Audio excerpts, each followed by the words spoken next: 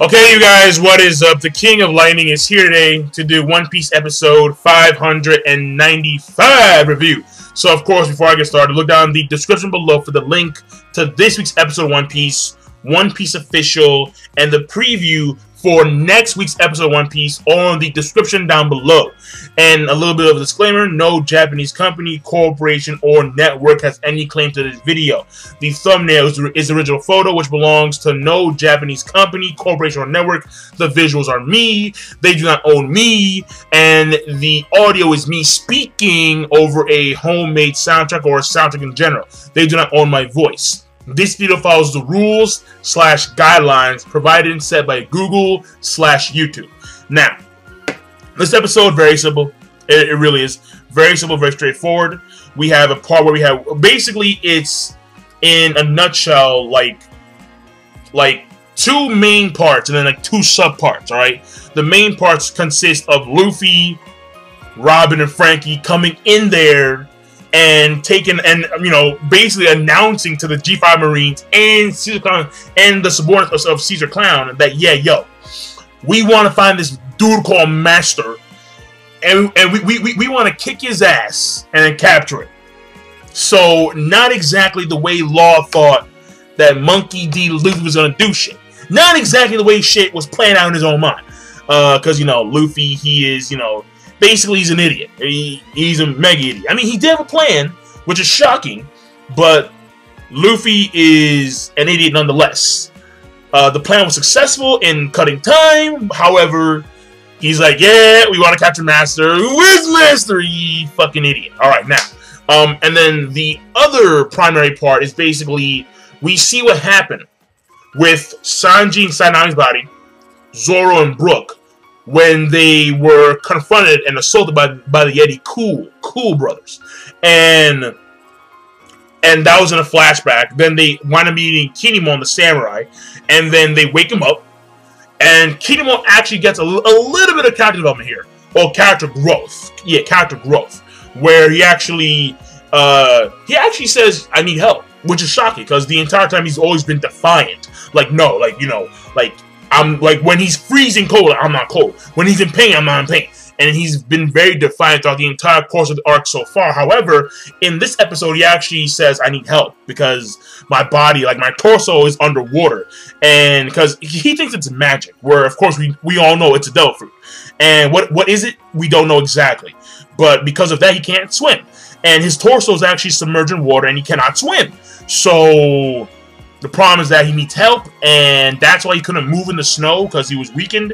And, well, Sanji and the others, they said, yeah, we're going to help you. So that was a little bit of good character growth when it came to Kinemon. A little bit. And then they actually wound up seeing Smiley. And this is how big Smiley is, right? We have Caesar Clown subordinates. The one that, the guys that Brook took out earlier, they're coming back. And then they run to the Strawhat crew, Luffy. I mean, they run to Zoro, Sanji, and Brook. They run away. And they look in the horizon, and they were talking about a monster that's coming. They're looking in the horizon, alright? They see the blob. They see the smile. They see it. And note that it's still on the other side of the island. It's still on the hot side. And right now, it's coming to the cold side. So that's how big it is. Because it looks like a mountain from the horizon. It's huge. It's a very big, slime-like creature. Or a slime-like creation. Because Caesar Clown actually explains in subpart part 1, he explains that Smiley he created by taking all the H2S gas, taking all the hydrogen sulfide gas that occurred in the incident 4 years ago, and then compressing it into Smiley. He actually made it. So Smiley is not a creature that ate a devil fruit. Smiley is in fact the creation of Caesar Clown, where he took hydrogen sulfide gas and then compressed it. He condensed its molecular orientation and made it from a gas to a solid, and then created Smiley. That's what he did. So the thing about that is that it's so massive where it can be seen, it can be mistaken as a fucking mountain. And from the other side of the island. So it's very big. And right now it's going to be a race against time. Why is that? Because Kinemon, his body, his torso, is underneath the water. And the thing about it is that Smiley is coming to the frozen side.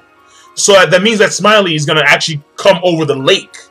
So it's going to be a race for time to get Kinemon's torso and save Kinemon and restore him to his original state before they get killed off by the fucking slime. So, and I mean, listen, man. You could say that maybe Zoro and Sanji, he can't do anything about it right now because he's not Nami's body. You could say that maybe Zoro could do something about it. Maybe. But probably not. Because Smiley is... Well, you know, I'll leave it at that. Right? I'll leave it at that. Someone unexpected does something. Let me put it like that. Alright, so. That being said. The next subpart. Because I already said subpart part 1 was the whole entire thing about Caesar Clown explaining about, you know, what Smiley was. Subpart part 2 is Law. Fuck, man. Trafalgar Law. Alright, man. Trafalgar Law. He does his room. And then he kind of like teleports to the location where he has to be at. Where the G5 Marines are fighting in the front gate. He goes to like the back gate. Like there's actually like another door, which the G5 Marines, they should have, you know, seen this back door, but they don't see the back door. Whatever, fuck it. He goes to the back door and then he goes through there. So he can let Chopper in and find a cure for the kids or figure out what's going on with the kids with their ailment. And then he himself distracting Caesar Clown. So what's very important about that is obviously this. And I said before, and I say it again. Law is an extremely hacked character. He's an extremely hacked character.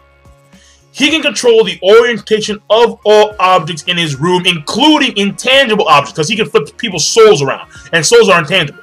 He can do that. And Law can teleport. He's worse than Kuma. Because Kuma, he doesn't warp. Kuma, he reflects himself. I don't know how, because we never see Kuma touch himself like no homo. We never actually no. Fuck it, whatever, right? Because I was gonna debate if that was homo or not, because that's what dudes do. That's what humans do. Like we touch ourselves, like you know, and you know, in private part, you know, fuck it, man. Moving on, man. Moving on. Basically, Kuma moves very fast by reflecting himself. Okay, and I mean, how fast he is, I'm not too sure. All I'm gonna say is that he's able to catch off guard Dark King Rayleigh and Kizaru. All right, okay. And before he said before that he can like reflect things at speeds near light. So, but it depends. It depends. And plus, that was pre-time skip, not post-time skip. Whatever. The fact of the matter remains, and we can assume that he didn't get stronger because of the fact that we saw him for 2 years defending Sunny Go. So, is he actually stronger? Probably not, but whatever.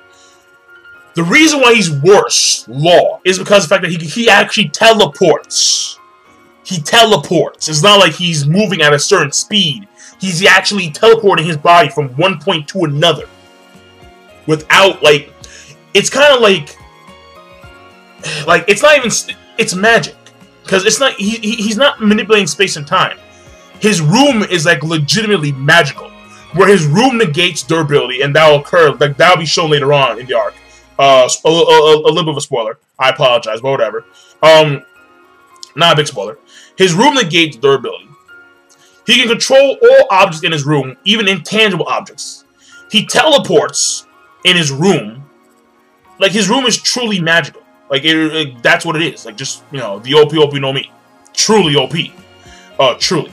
So, like, my thing about Law is that Law, when it comes to the end of the show, One Piece, he's gonna be fucking devastating. He's gonna be just absolutely, because he is as powerful as his room is in size.